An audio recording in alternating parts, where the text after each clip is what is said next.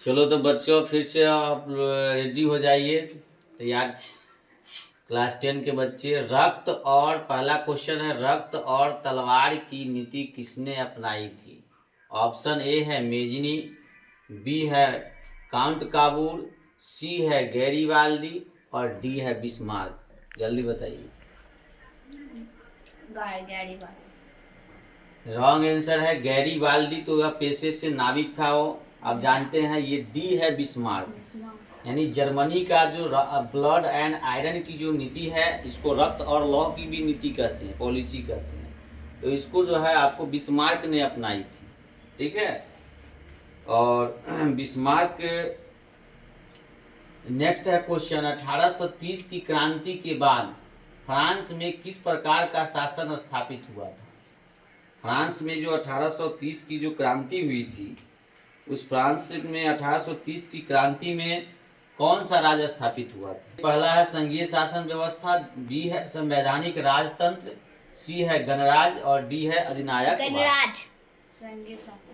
नहीं, गणराज अपना स्थापित हुआ था। गणराज का मतलब होता है वहां पर लोकतंत्र जिसको कहते हैं, लोगों का शासन है ना, स्थापित हुई थी 1830 के बाद फ्रांस की क्रांति में, ठीक है। नेक्स्ट है, जर्मनी के एकीकरण के लिए कौन उत्तरदायी था? जर्मनी के एकीकरण के लिए कौन उत्तरदायी था? ऑप्शन ए है काउंट काबूल, बी है बिस्मार्क, सी है गैरीवाल्डी और डी है मेजनी।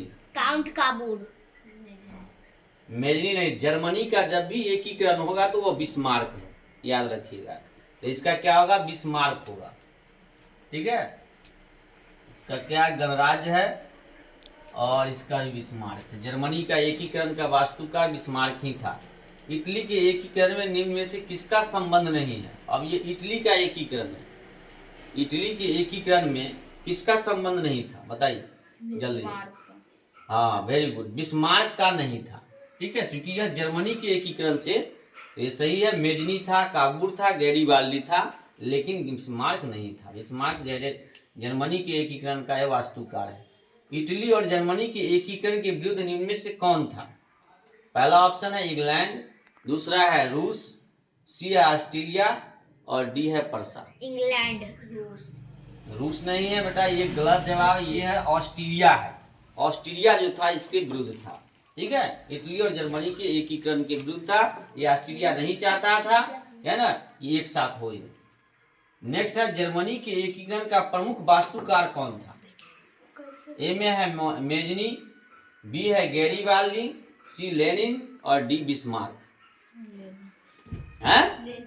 लेनिन गलत जवाब है, ये बिस्मार्क है। चलिए, तो हम नेक्स्ट वीडियो में